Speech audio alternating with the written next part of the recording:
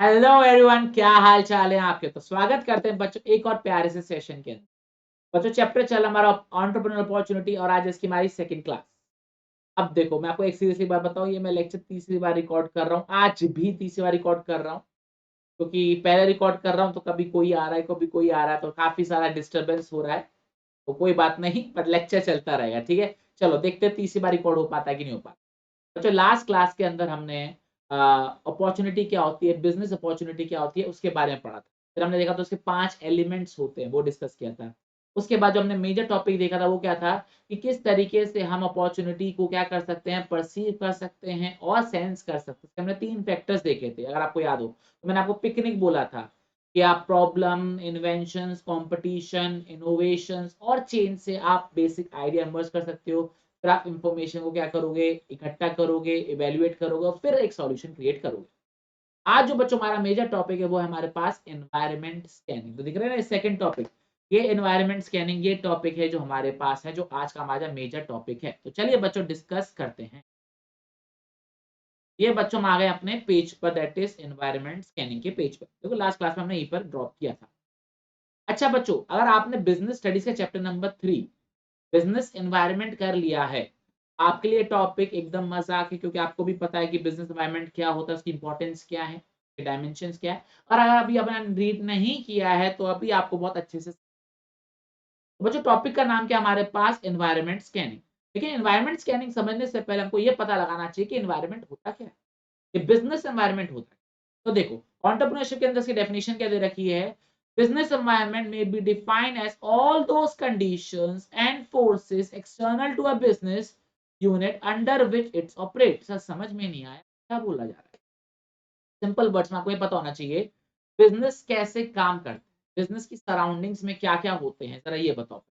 Customers होते हैं, suppliers होते हैं, गवर्नमेंट होती है, बैंक्स होती है, टेक्नोलॉजी होती है, हमारे कॉम्पिटिटर्स होते हैं, ये सारे लोग होते हैं ना। तो हम इन सब के अंडर में रह के काम करते हैं ना। हाँ, तो यही चीजें क्या है, हमारे बिजनेस के बाहर हैं, इनके अंडर में हमको काम करना पड़ता है। ये सारी कंडीशंस है, इसी को हम क्या बोलते हैं, बिजनेस होते हैं। तो हमारी जो सराउंडिंग है बिजनेस की, वही क्या हमारे पास, बिजनेस एनवायरनमेंट। क्या ये चीज क्लियर हो गया आपको? बहुत बढ़िया। अब सवाल आता है कि सर बिजनेस एनवायरनमेंट का मतलब तो हमको पता लग गया कि एनवायरनमेंट स्कैनिंग का मतलब क्या हो। तो बच्चों एक चीज जो है आपको ध्यान में रखनी, वो क्या है, जब भी हम किसी भी ऑर्गेनाइजेशन के, क्या वर्ड दे रहा है, किसी भी ऑर्गेनाइजेशन के इंटरनल और एक्सटर्नल एनवायरनमेंट। इंटरनल का मतलब होता है विद इन द ऑर्गेनाइजेशन और एक्सटर्नल का मतलब क्या होता है, आउटसाइड द ऑर्गेनाइजेशन। इसके एनवायरनमेंट की क्या करते हैं, केयरफुल मॉनिटरिंग करते हैं। क्या करते हैं, केयरफुल मॉनिटरिंग करते हैं, देखते हैं, समझते हैं क्या हो रहा है, जिससे हम ये पता लगा पाए कि हमारे आने वाली क्या है, अपॉर्चुनिटी क्या है, हमारे आने वाले नुकसान क्या पॉसिबल हो सकता है, हमें किस चीज से डर होना चाहिए जो हमारे करंट और फ्यूचर प्लान्स को इफेक्ट कर सके। उसे हम क्या बुलाते हैं, एनवायरनमेंट स्कैनिंग बुलाते हैं। तो जो ध्यान रखना, 1 मार्क के लिए डेफिनेशन इंपॉर्टेंट रहेगी कि व्हाट इज एनवायरनमेंट स्कैनिंग। तो ध्यान रखना, careful monitoring of organisation internal and external environment, जिससे हम क्या कर सके, हम डिटेक्ट कर सके हमारे लिए अपॉर्चुनिटी क्या है, हमारे पास थ्रेट क्या है, उसको हम क्या बोलते हैं, एनवायरनमेंट स्कैनिंग बोलते हैं।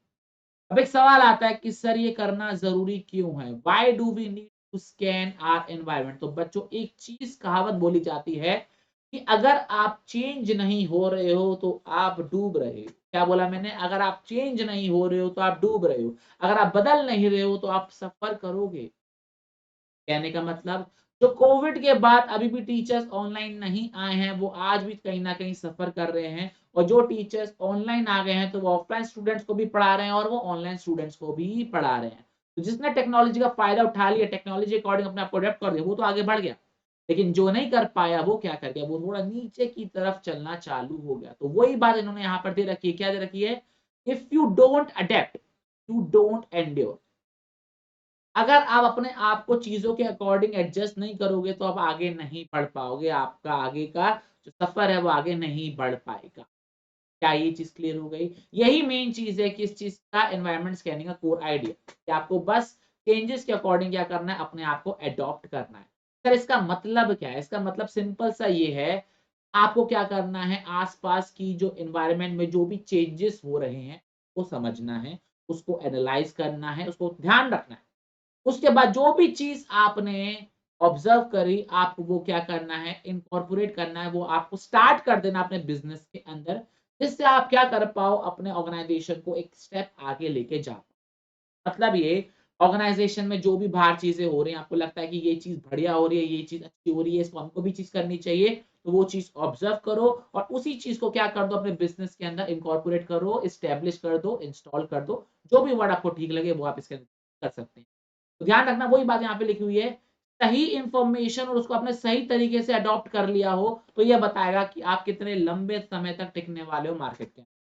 सही इंफॉर्मेशन अगर आपने पकड़ ली और इसके अलावा उसको सही तरीके से आप एडजस्ट भी कर लिया, अडॉप्ट भी कर लिया, तो आप क्या कर पाओगे, आगे बढ़ पाओगे। तो देखो आगे लाइन वाली बहुत इंपॉर्टेंट बोली गई है, अगर आप अपने एनवायरनमेंट के जो भी हो रहा है उसमें अवेयर नहीं हो, क्या चीज हो रही है क्या नहीं हो रही है, तो आप बहुत जल्दी क्या होने वाले हो, फेल होने। ठीक है, तो यहाँ से कॉन्सेप्ट यही है, कॉन्सेप्ट क्या है कि आपको क्या करना है, अडॉप्ट करना है। ठीक है, ये चीज क्लियर हो गया। हाँ जी, आज मक्खी मेरे संग पढ़ने वाली। चलो अगला टॉपिक बच्चों 5 नंबर के लिए बहुत इंपॉर्टेंट है, that is importance of business environment. इसको very very very very very important mark कर लेना, क्योंकि ये सवाल स्ट्रेट फॉरवर्ड भी आ सकता है और आपसे ये भी बोला जा सकता है कि हाँ भाई एक हेडिंग दे देंगे, उसको पर्टिकुलर एक्सप्लेन करो। तो चलिए बच्चों एक एक करके डिस्कस करते हैं सारी हेडिंग्स को। सबसे पहले हमारे पास क्या आ रहा है, identification of opportunities to get first mover advantage. देखो यहाँ पर क्या हो रहा है, आप बिजनेस अपॉर्चुनिटी को क्या कर रहे हो, एनालाइज कर रहे हो। कैसे करोगे, आप लोगों की नीड्स को देखोगे, वांट्स को देखोगे और एनालाइज करोगे, और जैसे ही आपने वो चीज ले लिया वो बिजनेस स्टार्ट करो। और जैसे वो बिजनेस आप स्टार्ट करोगे तो आप क्या बन जाओगे, फर्स्ट मूवर बन जाओ। अगर मैं ई वॉलेट्स का नाम लूं तो सबसे पहले दिमाग में क्या नाम आता है, पेटीएम। दूसरे नंबर पे क्या नाम आता है, गूगल पे। फिर आता है फोन पे या कोई अदर पे, आया ना। सबसे पहले पेटीएम या गूगल पे आपके दिमाग में आता है कि नहीं आता। तो ये क्या है, फर्स्ट मूवर एडवांटेज। उन्होंने मौका देखा कि लोग कैश रखना नहीं चाहते रिस्क की वजह से, तो उन्होंने मोबाइल में ही पैसे रख दी, पासवर्ड प्रोटेक्टेड, कोई चोरी भी नहीं कर पाए।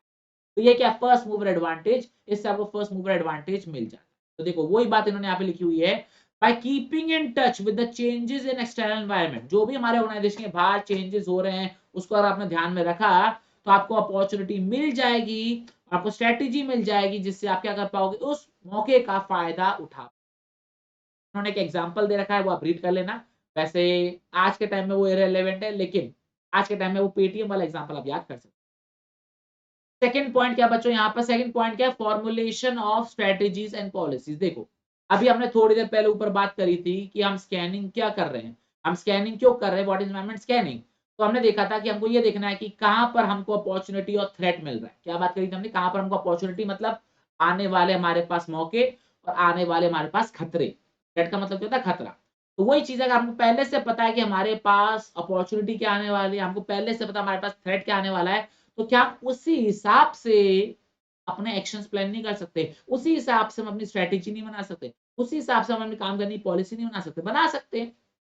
आया ना। अभी आपके एग्जाम वाले आने वाले हैं तो उस हिसाब से आपकी प्लानिंग स्टार्ट हो जाती नहीं हो जाती है। अगर आपके एग्जाम पोस्टपोन हो जाए तो आपकी प्लानिंग हो सकती है। तो वही चीज यहाँ पे लिखी हुई है कि आप स्ट्रेटेजी पॉलिसी बनाते हो, इससे आपको अपॉर्चुनिटी और थ्रेट मिल जाता है, और ये चीज करने से आप अपनी स्ट्रेटेजी बना सकते हो, जिससे आप आगे चल के थ्रेट से बच सकते हो और अपॉर्चुनिटी का फायदा उठा सकते हो। कैपिटलाइज ऑन अपॉर्चुनिटी का मतलब क्या होता है, अपॉर्चुनिटी का फायदा उठाना। और काउंटर थ्रेट का मतलब होता है थ्रेट के अगेंस्ट अपने को प्रोटेक्ट करना। ये चीज क्लियर हो गया, वेरी वेरी गुड। थर्ड जो हमारे पास इंपॉर्टेंस आती है वो क्या आती है, टैपिंग यूजफुल रिसोर्स। देखो इसका मतलब ये है कि आपको पता होना चाहिए कि आपका आउटसाइड मार्केट क्या है। आपको क्या करना है, आपको अपने प्रोडक्ट बनाने हैं। प्रोडक्ट बनाने के लिए आपको क्या चाहिए, पैसा चाहिए, आपको रॉ मटेरियल चाहिए, आपको लोग चाहिए। ये कहाँ से मिलेगा, ये मार्केट से मिलेगा। तो आप किसी भी प्राइस पर ले आओगे, नहीं। आप क्या करते हो, जहां से सस्ता मिले, जहां से सबसे बढ़िया मिले, वो लेकर आते हो। और ये आपको पता कैसे चलेगा कि सस्ता कहाँ पर मिलता है या अच्छा कहाँ पर मिलता है, वो मिलता है बिजनेस की एनवायरनमेंट की स्टडी कर। यही चीज उन्होंने यहाँ पर लिखी हुई है। अगर कंपनी के पास एक्सटर्नल एनवायरनमेंट की अच्छी खासी नॉलेज है, तो वो रॉ मटेरियल, टेक्नोलॉजी, बल्कि पैसे भी सस्ते दामों पे ला सकता है, और वो भी सही समय पर। समझ में आई चीज, वेरी वेरी गुड। चलो अब आगे बात करते हैं। हाँ जी, फोर्थ पॉइंट हमारे पास क्या दे रखा है, बेटर परफॉर्मेंस। बेटर परफॉर्मेंस का मतलब क्या है कि अगर आप आसपास की अपॉर्चुनिटी को देख रहे हो, समझ रहे हो, उसके अकॉर्डिंग अपने आप को एडजस्ट कर रहे हो, तो ऑब्वियस सी बात है आप चेंजेस ले आओगे अंदर अपने। तो जब चेंजेस ले आओगे तो आप अपॉर्चुनिटी का फायदा उठा पाओगे, थ्रेट से बच पाओगे और इन एंड ऑल आपकी क्या हो जाएगी, आपकी जो परफॉर्मेंस है वो इम्प्रूव हो जाएगी। तो देखो क्या लिखा हुआ है, proper understanding of elements of external environment is necessary to take timely action to deal with threats and avail opportunity. आप टाइमली थ्रेट से डील कर लोगे और अपॉर्चुनिटी का फायदा उठा लोगे और इससे आपकी इंप्रूवमेंट क्या हो जाएगी, परफॉर्मेंस जो है वो इंप्रूव हो जाएगी। अगला पॉइंट क्या दे रखा है, sanitization of entrepreneurs to cope it with rapid change. Sanitization का मतलब होता है अवेयरनेस, ठीक है। तो awareness of entrepreneurs to cope up with rapid changes, मतलब इन्होंने क्या बोला कि जब वो अवेयर होता है, जब वो लगातार देखता रहता है एनवायरनमेंट को, तो वो अवेयर हो जाता है कि क्या क्या टेक्नोलॉजी में चेंज आ रहा है, कौन सा कंपटीशन बढ़ रहा है, कौन सा कंपटीशन कम हो रहा है, गवर्नमेंट की कौन सी पॉलिसी हमारे फेवर में है, कौन सी अगेंस्ट में है, कस्टमर की नीड्स क्या हो रही है, क्या चेंज हो रही है। तो जैसे वो ये सारी चीजों को समझता है, देखता है, उसके अकॉर्डिंग वो क्या कर लेता है, अपने आप को ढाल लेता है। और उससे वो कोपिंग विद रैपिड चेंजेस का मतलब क्या होता है, जो चेंजेस आ रहे हैं उसके अकॉर्डिंग अपने आप को एडजस्ट करना। ये चीज क्लियर हो गया, ओके। और बच्चों लास्ट पॉइंट हमारे पास क्या आता है, इमेज बिल्डिंग। क्या मतलब इमेज बिल्डिंग का जरा पढ़ते हैं, उन्होंने क्या दे रखा है, अगर कंपनी सेंसिटिव है एक्सटर्नल एनवायरनमेंट में, सेंसिटिव का मतलब क्या, उसको जल्दी असर पड़ता है एक्सटर्नल एनवायरनमेंट के चेंजेस से, तो नए प्रोडक्ट लेकर आएगी, नए सर्विसेज लेकर आएगी जो कस्टमर की रिक्वायरमेंट को बढ़ाएगी। मतलब आपने बोला कि सर ये चीज करनी है, मैं तुरंत लेकर आ गया, आपने कहा सर मुझे वो चीज करनी है, मैं तुरंत लेकर आ गया, तो इससे आपकी नजर में मेरी इमेज अच्छी हो जाएगी। क्यों? क्योंकि आप क्या बोलोगे, सर से हम जो रिक्वेस्ट करते हैं सर वो तुरंत लेकर आ जाते हैं। वैसे किसी कंपनी की अगर हम बात करें, तो किसी कंपनी में आपने बोला सर हमको ये प्रोडक्ट चाहिए, कंपनी ने आपको एक 15-20 दिन के अंदर वो प्रोडक्ट बनाकर दे दिया। जब आपने बोला कि सर इसमें ये इम्प्रूव कर दो, उन्होंने इम्प्रूव करके दे दिया, तो आपके दिमाग में क्या बन जाएगी, उसकी इमेज। ये चीज क्लियर हो गया, वेरी वेरी गुड। तो इससे आपकी जो इमेज है कंपनी की, वो बिल्ड हो जाती है in the eyes of general public. Clear ये चीज, पक्का। अब देखो इन्होंने इसका एग्जांपल क्या दे रखा है, एग्जांपल क्या दे रखा है, radio taxes with GPS system और ऑनलाइन बुकिंग। अब आपको बाहर ऑनलाइन जाना नहीं पड़ता, ठीक है ना, आप क्या करते हो, पेटीएम से ही रेलवे टिकट बुक कर लेते हो, पेटीएम से या मूवी टिकट्स बुक कर लेते हो, पेटीएम से या मोबाइल रिचार्ज कर देते हो, सेम विद गूगल पे कर रहे हो ना। तो क्या वो बाहर जाना पड़ता है, नहीं, आप क्या बोलते पेटीएम बढ़िया भाई, घर जाने की जरूरत नहीं है। तो उसकी इमेज, ओला उबर से लोग क्यों जाते हैं, क्योंकि आपको पहले से पता होता है कौन सा ड्राइवर है, कौन सी गाड़ी है, आपको पूरा रास्ता पता होता है, तो एक सेफ्टी महसूस होती है कि हाँ भाई आप किसी रैंडम ऑटो से ना जाके ओला उबर से जाओ, जिससे आपको क्लियरिटी हो। क्लियर है चीज। तो बच्चों ये तो हमने पढ़ा किसके बारे में, बिजनेस एनवायरनमेंट के बारे में, कि बिजनेस एनवायरनमेंट होता क्या है, हम स्कैनिंग क्यों करते हैं और उसकी importance, business environment. I hope आपको ये चीज क्लियर हो रही होगी। अब जो बच्चों हम बात करने वाले, वो किसके बारे में बात करने वाले हैं, स्वॉट एनालिसिस फ्रेमवर्क के बारे में बात करते हैं। मतलब एनवायरनमेंट की स्कैनिंग। स्वॉट की फुल फॉर्म क्या है, strength, weakness, opportunity, threat. Strength, weakness, opportunity, threat. आपकी ताकत, आपकी कमजोरी ऑर्गेनाइजेशन के अंदर होती है। क्या बोला मैंने, आपकी ताकत क्या है, आपकी वीकनेस क्या है, ये ऑर्गेनाइजेशन के अंदर ही पता लगाई जा सकती है। लेकिन आपको आने वाले मौके, आपको आने वाले खतरे आपको बाहर ही मिलेंगे, बाहर ही दिखेंगे। तो ये ध्यान रखना, इंटरनल एनवायरनमेंट के अंदर स्ट्रेंथ और वीकनेसेस आती है जब आप अपने ऑर्गेनाइजेशन की इंटरनल एनालिसिस करते हो, और जब एक्सटर्नल एनालिसिस करते हो तो आपको मिलती है क्या, अपॉर्चुनिटी और थ्रेट। और इसी को हम क्या बोलते हैं, स्वॉट मैट्रिक्स। ध्यान रखना, स्वॉट मैट्रिक्स के दो पार्ट्स होते हैं, क्या, इंटरनल एनालिसिस और एक्सटर्नल एनालिसिस। ये चीज क्लियर है, ओके। चलो अब आगे बात करते हैं। क्या दे रखा है बच्चों, यहाँ पर एक छोटा सा इंपॉर्टेंट सवाल आता है, जरा बात करते हैं। सबसे पहले आपको पता होना चाहिए एनवायरनमेंट एनालिसिस का मतलब क्या होता है। तो एनवायरनमेंट एनालिसिस मतलब क्या होता है, जो आपका जो भी एनवायरनमेंट है, चाहे वो इकोनॉमिक एनवायरनमेंट हो, चाहे वो नॉन इकोनॉमिक एनवायरनमेंट हो, आप उसको एनालाइज करोगे। क्यों एनालाइज करोगे, क्योंकि आप क्या करने वाले हो, अपॉर्चुनिटी और थ्रेट को आइडेंटिफाई करने वाले। इसमें क्या करते हैं, सबसे पहले हम डेटा कलेक्ट करते हैं कि क्या-क्या चीज़ें हमारे पास आ रही हैं, उसको फिर हम प्रोसेस करते हैं और फिर हम फ्यूचर प्रेडिक्ट करते हैं कि क्या चीज़ हो सकती है, क्या चीज़ करनी चाहिए, क्या चीज़ नहीं। क्या बोला मैंने? एनवायरनमेंट एनालिसिस के अंदर हम क्या कर रहे हैं, इकोनॉमिक और नॉन इकोनॉमिक एनवायरनमेंट की एनालिसिस कर रहे हैं, जिससे हम क्या कर पाएँ, अपॉर्चुनिटी थ्रेट को आइडेंटिफाई कर पाएँ। अच्छा, अभी हमने बात करी कि इसके अंदर सबसे पहले हमको डेटा कलेक्ट करना होगा, उसको प्रोसेस करना होगा, फिर प्रिडिक्शन करना होगा। तो सबसे पहले सवाल आता है ये इंफॉर्मेशन आएगी कहां से? तो बच्चों ये 4 नंबर का या 3 नंबर का या 2 नंबर का फेवरेट क्वेश्चन है सीबीएसई का। एनवायरनमेंट स्कैनिंग करने के लिए जो इंफॉर्मेशन चाहिए वो आप लाओगे कहां से? State any 2 factors, state any 3 factors. तो इंपॉर्टेंट सवाल आ गया। तो सबसे पहले इंफॉर्मेशन कहां से आएगी? तो इंफॉर्मेशन आएगी किससे? Verbal information from customer, wholesaler, retailer, distributor and consultant. मतलब ये कि आप अपने कस्टमर से, अपने सप्लायर से, अपने रिटेलर से ओरली पूछोगे, हाँ बताओ तुमको क्या चाहिए, मार्केट में क्या चल रहा है, क्या प्रॉब्लम आ रही है। तो यहां से आपको पता लगेगा अपनी अपॉर्चुनिटी के बारे में, अपने थ्रेट के बारे में, वर्बल इंफॉर्मेशन। दूसरा क्या है? आप अपनी कंपनी के रिकॉर्ड्स चेक करोगे, दूसरी कंपनी के रिकॉर्ड्स चेक करोगे कि हम कैसा परफॉर्म कर रहे हैं, कि हमारे प्रॉफिट्स हो रहे हैं, प्रॉफिट्स हो रहे हैं तो अपॉर्चुनिटी अच्छी है, हम स्ट्रेंथ है, हमारे पास स्ट्रेंथ है, लेकिन हमारे प्रॉफिट्स नहीं होते, हम वीक हो रहे हैं। ठीक है, दूसरी कंपनी के देखोगे स्ट्रेंथ है तो वो हमारे लिए वीकनेस, दूसरी कंपनी के अगर प्रॉफिट्स हो रहे हैं तो वो हमारे लिए थ्रेट हो जाएगा। ये समझ में आ रही है? अगर उनके फाइनेंशियल वीक है तो हमारे लिए अपॉर्चुनिटी हो जाएगी, क्योंकि वो तो काम कर नहीं पाएंगे, हम काम कर पाएंगे। तो मतलब आपको रिकॉर्ड ऑफ कंपनी चेक करने चाहिए, अपने हो चाहे बाहर वाले के। तीसरा क्या है? Government publication.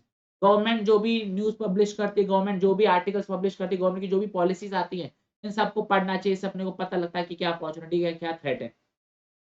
इसके अलावा फाइनेंशियल इंस्टीट्यूशन पब्लिकेशंस जो पब्लिश करती हैं, फाइनेंस मार्केट में क्या चल रहा है, इंटरेस्ट रेट कब बढ़ेगा, कब गिरेगा, कहाँ पर पैसा इन्वेस्ट करना चाहिए, कहाँ पे पैसा इन्वेस्ट नहीं करना चाहिए, कौन सा सेक्टर ऊपर की तरफ जा रहा है, कौन सा सेक्टर नीचे की तरफ जा रहा है, ये सारी चीजें। और इसके अलावा जो स्ट्रेटेजिक प्लानर्स होते हैं उनकी स्टडीज को देखना चाहिए। हमारे जो भी इकोनॉमिस्ट होते हैं, जो इकोनॉमी को प्रेडिक्ट करते हैं, उनकी जो स्टडीज है, उन्होंने जो रिपोर्ट्स बनाई हुई है, उनको स्टडी चाहिए।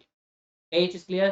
तो बच्चों हमने क्या पढ़ा? 5 सोर्सेज जिससे इंफॉर्मेशन आ सकता है। वर्बल इंफॉर्मेशन, कंपनी के रिकॉर्ड्स, गवर्नमेंट के रिकॉर्ड्स, फाइनेंशियल गवर्नमेंट की पब्लिकेशंस, फाइनेंशियल इंस्टीट्यूट की पब्लिकेशन और स्ट्रेटेजिक प्लानर्स की स्टडीज को। क्या यहाँ तक बात क्लियर हो गया? Very very good. ओके, अब बच्चों यहाँ पे इन्होंने क्या दे रखा है? इन्होंने क्या दे रखा है कि जो डेटा आपके पास आएगा फिर आपको उसकी क्या करनी चाहिए? क्वांटिटेटिव एनालिसिस करनी चाहिए और क्वालिटेटिव एनालिसिस करनी चाहिए। मतलब उसको ये देखना चाहिए कि नंबर्स वाइज वो हमारे लिए बेहतर है कि नहीं बेहतर है, और वो क्वालिटी वाइज हमारे लिए बेहतर है कि नहीं बेहतर। ये चीज का आपको थोड़ा सा ध्यान रखना पड़ेगा कि वो क्वांटिटी वाइज और क्वालिटेटिव वाइज दोनों वाइज हमारे लिए बेस्ट होनी चाहिए। ठीक है, क्लियर ये चीज? ओके। अब बच्चों ने देखो आगे छोटा सा डायग्राम दे रखा है। किसका डायग्राम दे रखा है? अपॉर्चुनिटी इंटरफेस का, ये कह लो प्रोजेक्ट इंटरफेस का। ये हमारा सिमिलर वैसा ही है जैसे हमने पहले पढ़ा था। क्या आप अपॉर्चुनिटी को क्या करोगे? स्कैन करने वाले हो, क्या अपॉर्चुनिटी को स्पॉट करने वाले हो। अभी पढ़ा था ना हमने लास्ट क्लास के अंदर, क्या पढ़ा था? Enterprise project diagram. सबसे पहले नीड्स एंड वांट्स को एनालाइज करके अपॉर्चुनिटी स्पॉट करो, फिर उसको इवैल्यूएट करो, फिर प्रोडक्ट बनाओ, फिर बिजनेस सेट। यही तो यहाँ पे लिखा हुआ है। अपॉर्चुनिटी को सेट करो, एनवायरनमेंट की स्कैनिंग करो कि क्या है वो हमारे लिए अपॉर्चुनिटी, क्या थ्रेट है। इसके अलावा आप प्रोडक्ट बनाओगे और फिर अपना बिजनेस स्टार्ट कर दो। क्या ये चीज क्लियर है? पक्का? तो ध्यान रखना दोनों सिमिलर है बट सेम नहीं है। वो बिजनेस प्रोजेक्ट है या अपॉर्चुनिटी। क्लियर ये चीज? ओके, बस यही छोटा सा डिफरेंस है इसके बीच में। अब जरा हम बात करते हैं किसके बारे में? इन्वायरमेंटल फैक्टर्स के बारे में। तो बच्चों ये इंपॉर्टेंट टॉपिक है जहां से आपके 1 मार्कर्स बनते हैं। तो एनवायरमेंट, एंटरप्रेन्योरशिप एनवायरनमेंट का मतलब क्या है? अभी हमने 2 मिनट पहले बात करी थी। बिजनेस एनवायरनमेंट या एंटरप्रेन्योरशिप एनवायरनमेंट क्या है? वेरियस सोर्सेज जिसके अंदर में हम काम करते हैं, चाहे वो छोटी हो चाहे बड़ी हो। ठीक है, अब इनको 2 पार्ट्स में डिवाइड किया गया, एक माइक्रो लेवल पर, एक मैक्रो लेवल। माइक्रो लेवल मतलब छोटे लेवल पर हम जो जिनसे इंटरेक्शन करते हैं, एक मैक्रो लेवल जिसको बड़े लेवल पर जिनसे इंटरेक्शन करते हैं। छोटो वालों को तो सिर्फ नाम पढ़ने हैं। हाँ जी, छोटे लोगों की तो इज्जत वैसे ही नहीं होती है। तो देखो माइक्रो एनवायरनमेंट के जो नाम से वो आपको याद होने चाहिए कि कौन सा माइक्रो में आता है, कौन सा मैक्रो में आता है। माइक्रो में कौन आते हैं? ये समझ लो जो इंडिविजुअल होते हैं, जो इंसान होते हैं, जैसे सप्लायर्स, जैसे कस्टमर, जैसे इंटरमीडिएट्स। इंटरमीडिएट मतलब बीच वाले लोग जो होलसेलर रिटेलर होते हैं। इसके अलावा हमारे कॉम्पिटिटर्स मतलब दूसरे बिजनेस में, तो जो छोटे लेवल पे, ठीक है, और जनरल पब्लिक। तो एक बार एग्जाम में क्वेश्चन आया कि नीचे दिए गए ऑप्शंस में से बताइए कौन सा माइक्रो एनवायरनमेंट का पार्ट है। तो आपको ये 5 नाम पता होने चाहिए: सप्लायर्स, कस्टमर्स, कॉम्पिटिटर्स, आपके इंटरमीडिएट्स और जनरल पब्लिक। और अब सवाल आता है कि सर मैक्रो एनवायरनमेंट में तो बड़े लेवल पे कौन आता है? तो बच्चों देखो उन्होंने नाम दे रखा है pastel, PESTITEL। Political, economical, social, technological, ecological and legal. Paste 5 याद करने का तरीका है। इसी को हमको डिटेल में डिस्कस करना है और फिर आज की क्लास को हम करते हैं एंड। चलिए बच्चों डिस्कस करते हैं। आ जाओ। ठीक है, तो देखो उन्होंने क्या बोला, माइक्रो फैक्टर हमने 11 में पढ़े थे, इसलिए हम यहाँ पर नहीं पढ़ाएंगे, तो आपको सिर्फ नाम ही याद होने चाहिए। पेस्टल मॉडल, पेस्टल में सबसे पहले क्या आता है, पॉलिटिकल। देखो यहाँ पर ये बात हो रही है, आपको बस ये बताना है कौन से फैक्टर की वजह से हमारा बिजनेस इफेक्ट होता है। क्या बोला मैंने, इनमें से कौन से फैक्टर की वजह से हमारा बिजनेस इफेक्ट हो रहा है, किस वजह से। तो देखो उन्होंने क्या दे रखा है, अगर गवर्नमेंट टैक्स पॉलिसी में कुछ चेंज लेकर आया, गवर्नमेंट चेंज हो रही है कि नहीं हो रही है, फॉरेन ट्रेड रेगुलेशंस चेंज हो रहे हैं कि नहीं हो रहे हैं, तो इस वजह से अगर आपका बिजनेस इफेक्ट हो रहा है, तो ये कौन सा फैक्टर है, पॉलिटिकल फैक्टर। ठीक है, बात करते हैं किसके बारे में, इकोनॉमिक फैक्टर के बारे में। इकोनॉमी मतलब पैसों से रिलेटेड, अगर इंटरेस्ट रेट बढ़ रहे हैं, कम हो रहे हैं, इन्फ्लेशन बढ़ रहा है, कम हो रहा है, बिजनेस साइकिल बढ़ रही है, कम हो रही है, एम्प्लॉयमेंट हो रहा है, कम हो रहा है, आपकी इनकम बढ़ रही है कि नहीं बढ़ रही है, एनर्जी कॉस्ट, मतलब जो भी चीज पैसे से रिलेटेड है उसकी वजह से आपका बिजनेस इफेक्ट हो रहा है, तो वो किस में आता है, इकोनॉमिक एनवायरनमेंट के अंदर आता है, जिसको हम इकोनॉमिकल भी बोल सकते हैं। तीसरा हमारे पास क्या आता है, सोशल। सोशल का यहाँ पर मतलब क्या होता है, पॉपुलेशन से रिलेटेड, सोसाइटी से रिलेटेड, सोसाइटी कहाँ आ रही है, सोसाइटी कहाँ जा रही है, हमारे लोग कितने अमीर हैं, कितने गरीब है, ध्यान रखना। इनकम डिस्ट्रीब्यूशन मतलब होता है अमीर गरीब, वो इकोनॉमिक में नहीं आएगा, वो सोशल में आएगा। सोसाइटी में कौन अमीर है, सोसाइटी में कौन गरीब है। इसके अलावा लाइफस्टाइल चेंज, कोई फास्ट फूड की तरफ जा रहा है तो कोई फिटनेस की तरफ जा रहा है, लोगों का काम के प्रति नजरिया कैसा है, ठीक है, लोगों की एजुकेशन कैसी, लोग कैसे, कंज्यूमरिज्म, कंज्यूमर क्या है, लोगों का क्या खरीदते क्या नहीं खरीदते, तो ये सारी चीजें किसके अंदर आती हैं, सोशल के अंदर आती हैं। हाँ जी, फोर्थ नंबर हमारे पास क्या आता है, टेक्नोलॉजिकल। तो टेक्नोलॉजिकल में आपको मतलब क्या दे रखा है, गवर्नमेंट टेक्नोलॉजी पे कितना खर्च कर रही है, टेक्नोलॉजिकल एफर्ट पे कितना खर्च कर रही है, तो देखो क्या दे रहा है, it is influence the government spending on research, new discoveries, development, ठीक है, technological effort, speed of technological transfer, ठीक है, इतनी तेजी से टेक्नोलॉजी में चेंजेस आ रहे हैं, नई डिस्कवरीज हो रही है, किसके अंदर आता है, टेक्नोलॉजिकल के अंदर आता है। ओके, फिर आता है इकोलॉजिकल। इकोलॉजिकल क्या बोलता है कि आप गुड्स एंड सर्विसेज बनाओ, लेकिन बस एनवायरनमेंट के डैमेज मत, कम से कम डैमेज होनी चाहिए एनवायरनमेंट के अंदर, और आप ऐसा काम कर रहे हैं जिससे एनवायरनमेंट में कम से कम डैमेज होती है, तो आप इकोलॉजिकल के पार्ट है। ठीक है, ये चीज क्लियर हो गया। ओके, लास्ट हमारे पास क्या आता है, लीगल। तो लीगल के बारे में बात हो रही है, गवर्नमेंट जो भी टैक्स में कोई चेंज लेकर आ रही है, टैक्स में कोई चेंज लेकर, लॉ में, ध्यान रखना, टैक्सेशन पॉलिसी अलग है, टैक्सेशन लॉ अलग है। पॉलिसी है तो गवर्नमेंट की है, लॉ है तो लीगल का है, ठीक है ना। एम्प्लॉयमेंट लॉज कुछ है, मोनोपोली है, लेजिस्लेशन है, एनवायरमेंट प्रोटेक्शन लॉ है, इन कानूनों में कोई चेंजेस हो रहा है और उस वजह से आपका बिजनेस इफेक्ट हो रहा है, तो वो लीगल का पार्ट। क्या ये चीज क्लियर हो गया, ओके। आगे बात करते हैं बच्चों, उन्होंने देखो इसके एग्जांपल दे रखे हैं, इस एग्जांपल को बहुत अच्छे से कर लेना, ठीक है। ये सारे एग्जांपल्स, पॉलिटिकल के एग्जांपल दे रखे हैं, पॉलिटिकल अनरेस्ट, पॉलिटिकल अनरेस्ट का मतलब होता है कि कंट्रीज के बीच में, गवर्नमेंट्स के बीच में ना अच्छे रिश्ते नहीं, ठीक है ना। टेररिज्म, दूसरे कंट्री के अंदर हमको अगर अपना प्लेन लैंड कराना हो तो लैंडिंग राइट्स, ठीक है। इकोनॉमी के अंदर देखो all prices, exchange rate, taxation, social के अंदर पॉपुलेशन, फैशन, टेक्नोलॉजी के अंदर एफिशिएंसी, एयरक्राफ्ट, इकोलॉजिकल के अंदर मतलब आप पॉल्यूशन कम कर रहे हो, कार्बनेशन कम कर रहे हो, हेल्थ, लीगल के अंदर आपका हेल्थ सेफ्टी रेगुलेशंस, लेजिस्लेशंस, ठीक है, ये सारी चीज, ठीक है। तो ये चीज आपको थोड़ा सा ध्यान रखना होगा किसके अंदर, एनवायरमेंट्स के अंदर। तो बच्चों आज के लिए इतना ही रखेंगे। आज हमने क्या पढ़ा, सबसे पहले बिजनेस एनवायरनमेंट क्या होता है, उसकी स्कैनिंग क्यों करते हैं, बिजनेस एनवायरनमेंट की इंपॉर्टेंस क्या है, और फिर हमने क्या पढ़ा था कि इंफॉर्मेशन कहाँ से मिलती है, स्वॉट एनालिसिस करते हैं ना, इंटरनल और एक्सटर्नल, इंफॉर्मेशन कहाँ से मिलती है। इसके बाद माइक्रो और मैक्रो, माइक्रो के अंदर आते हैं कस्टमर्स, सप्लायर्स, कॉम्पिटिटर्स, पब्लिक, ठीक है, इंटरमीडिएट्स। और इसके अंदर क्या था हमारे पास, PESTLE, political, economical, social, technological, ecological and, तो इसको बहुत अच्छे से कर लेना। इसमें से क्वेश्चंस आपके बनते हैं, काफी बनते हैं, 1 मार्कर तो बहुत बनते हैं, 1 और 3 मार्कर इसमें से कंफर्म आएगा ही, ठीक है। तो चलिए बच्चों आज की क्लास को यहीं पे रखते हैं, अगली क्लास हम स्टार्ट करेंगे किससे, प्रोडक्ट आइडेंटिफिकेशन। चलिए बच्चों, अपने ख्याल रखिएगा, चैनल को सब्सक्राइब कर लीजिएगा, अगर आपने नहीं किया हो तो, और दोस्तों को बोल देना कि जाके देख लो, सपोर्ट की जरूरत है। चलिए बच्चों, नेक्स्ट क्लास में मिलते हैं, टिल देन टेक केयर, जय हिंद, जय भारत, बाय बाय।